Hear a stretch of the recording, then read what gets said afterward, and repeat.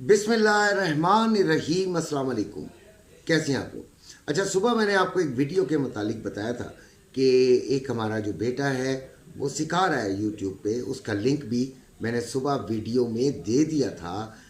Description में आपको link मिल जाएगा। ज़रूर देखा करें भाई ऐसी वीडियो। और आज भी मैंने बनानी थी आपको सिखाने के लिए कुछ ट्रेडिंग, लेकिन कुछ देखें इस तरह के बोझ होते हैं हमारे पर कि मैंने ये भी तो बताना है कि आज कल से जो हफ्ता शुरू हो रहा है वो कैसा रहेगा। बहुत ख़तरनाक डेटाज होते हैं, हर हफ्ते होते हैं, जो कि आपको आपकी गोल्ड की डायरेक्शन को तब्दील कर सकते होते हैं। उनका भी बताना ज़रूरी होता है। पूरे हफ्ते के डेटाज बताता हूँ और साथ साथ आपको मज़ीद कुछ बातें बताता हूँ। सबसे पहले तो मैं आज शुरू करूँगा छोटा सा बस करके कि यार सिल्वर क्या है। सिल्वर 32.19 पे क्लोज हुआ है। 2930 रुपये में बाइंग, 2970 रुपये में सेलिंग। एक दिन मैं किसी की वीडियो सुन रहा था, उन्होंने कहा जी कि सिल्वर में आप इन्वेस्ट कर दीजिए। May be he is right, लेकिन ये थोड़ा सा आपने देखा होगा कि पाकिस्तान में सिल्वर की इतनी डिमांड नहीं हुआ करती। अच्छा जी, उसके बाद यानी कि उसका रेट इतनी तेज़ी से फ्लक्चुएट नहीं होता, तो लोगों का इंटरेस्ट ज़रा कम है। बहरहाल ही वॉज राइट कि आप इसमें भी कर सकते हैं, अपने कम पैसों में इसमें कर लिया करें। लेकिन यहाँ पे आपको इतनी आसानी से फ़ायदा आराम से नहीं मिला करता। खैर 2930 रुपये में बाइंग, 2970 रुपये में इसकी सेलिंग हो रही है। और आपको पता है स्टॉक एक्सचेंज जो है वो जुमे वाले दिन 810 पॉइंट प्लस करके क्लोज हुई है। और उसके बाद जो अपना डॉलर है वो बहरहाल कुछ थोड़ी सी बेहतरी में आया है। डॉलर ने क्या काम किया है जी कि वो आ गया है तकरीबन 279 रुपये 50 पैसे में, जबकि जो हम लास्ट बना रहे थे वो 278 रुपये 80 पैसे में थी, जो ओपन मार्केट में डॉलर का रेट था। अब हम शुरू करते हैं, ऑयल की तरफ आते हैं तो 74.04 पे ये बंद हुआ है। और ये भी आप इसको भी जहन में रखिएगा कि ये 75 से फिर ऊपर जा सकता है, लिहाजा एहतियात कीजिएगा। लेकिन इसको बियरिश ही लेना है, यानी कि इसका जो हमने अल्टीमेट काम करना है वो ऊपर से सेलिंग ही लेनी है। हमें ऊपर के टारगेट्स मिलेंगे तो हम इंशाल्लाह इसको सेलिंग की तरफ ही देखेंगे और आराम से इसमें इंशाल्लाह मुनाफा भी उठाएंगे। देखें, ट्रेडिंग जो है वो सब्र से की जाती है। आप सब्र करें। मिसाल के तौर पर एक खातून है, उन्होंने खाना बनाना है, ऐसी आबादी में रहते हैं कि मार्केट बहुत दूर है, तो वो उस रेडी वाले का इंतज़ार कर लेते हैं जो सब्ज़ी बेचता हुआ आता है। तो वो कभी 11 बजे आ जाता है, कभी 11:15 बजे आ जाता है, कभी 11:30 बजे आ जाता है, कभी 10:30 बजे आ जाता है। जब वो आता है उनका टारगेट हो जाता है, वो फौरी सब्ज़ी ले लेती हैं और खाना बनाना शुरू कर देती हैं। Same is here with the trading. मुझे आज एक बच्चे ने ओमान से मैसेज किया, उसने कहा अंकल आपकी मुझे एक बात बड़ी अच्छी लगती है कि आप देसी अंदाज में समझाते हैं।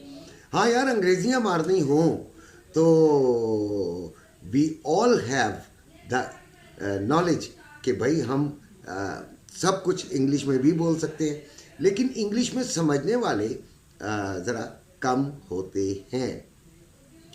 बेहतर तरीका ये होता है कि अपनी जो ज़बान है, जो कि आसान सहल तरीका है, समझाने का तरीका है, वो सही तरीके से आपको मैं बताऊं, ताकि एक बच्चा भी अगर देख रहा है जिसने जस्ट मैट्रिक किया हुआ है वो भी इसको आराम से समझ सके।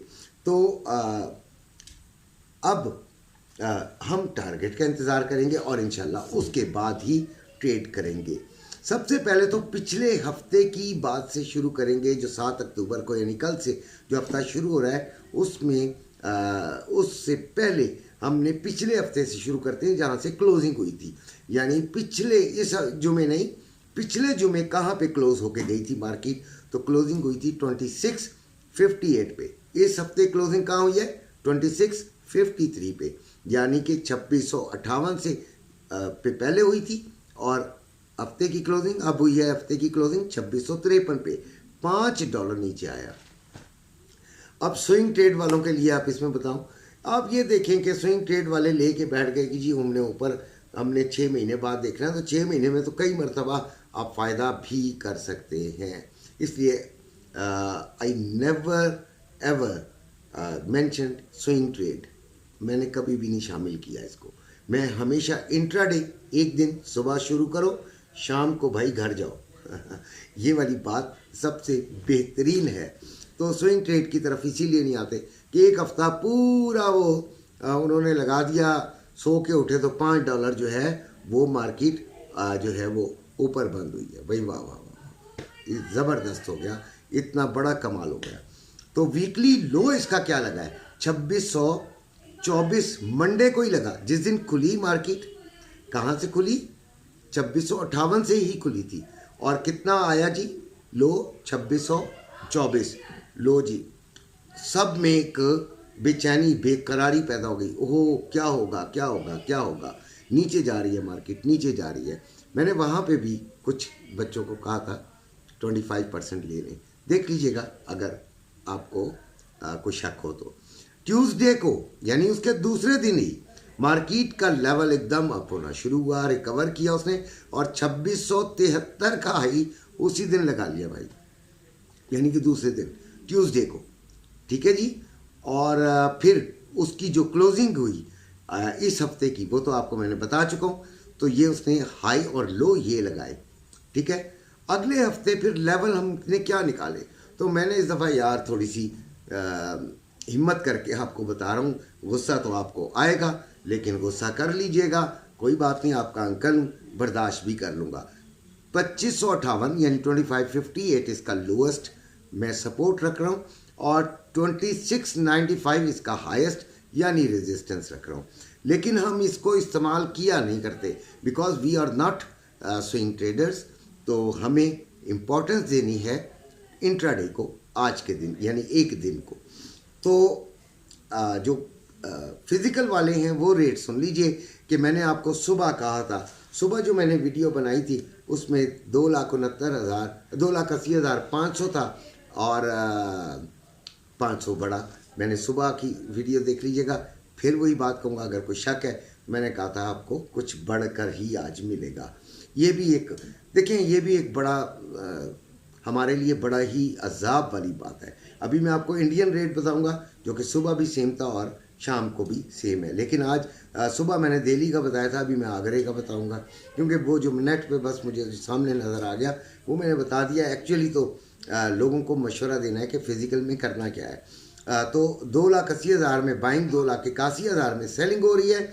पीस की 2,77,900 रुपये में बाइंग, 2,78,500 रुपये में सेलिंग हो रही है। इंडियन जो रेट है 24 कैरेट 8 ग्राम 62,136 यानी 62,136 रुपीज़ का ये हो रहा है। 8 ग्राम का रेट है। और यूएई में 9,750 पर आउंस, यानी 1 आउंस का रेट है 9,750 रुपये। ठीक हो गया जी।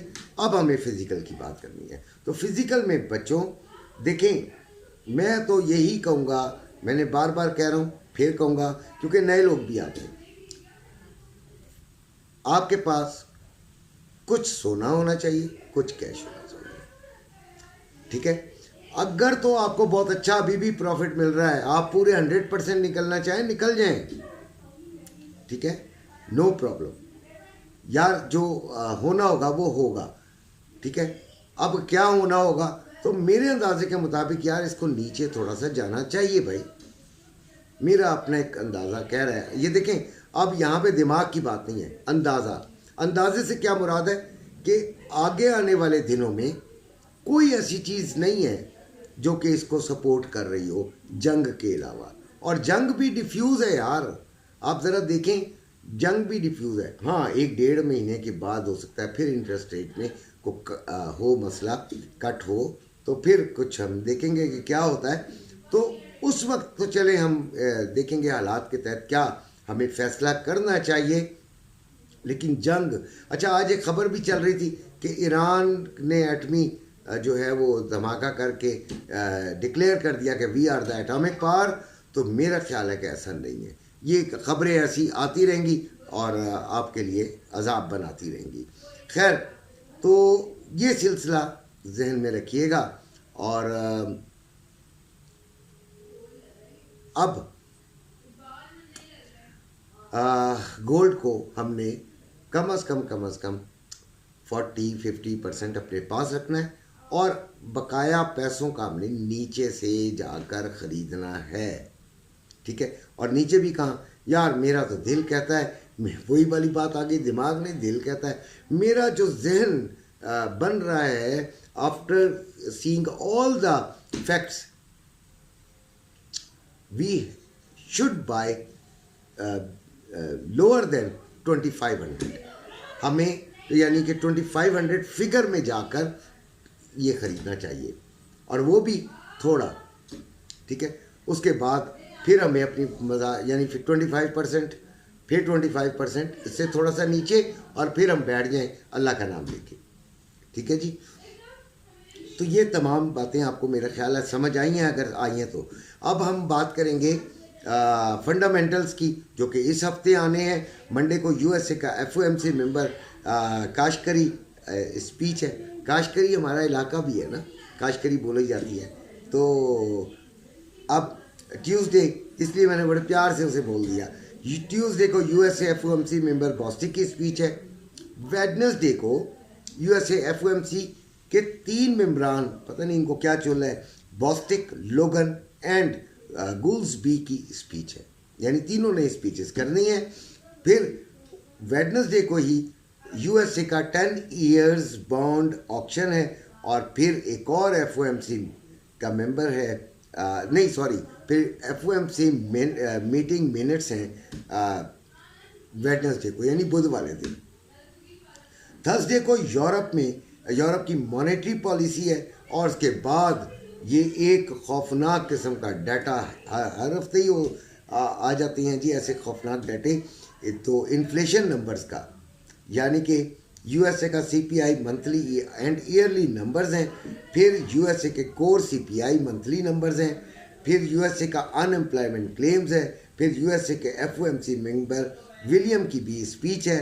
फिर फ्राइडे पे आ जाते हैं, यानी जुमे वाले दिन ब्रिटेन का GDP नंबर्स है। कनाडा का अनएम्प्लॉयमेंट रेट है। यूएसए का PPI नंबर्स है।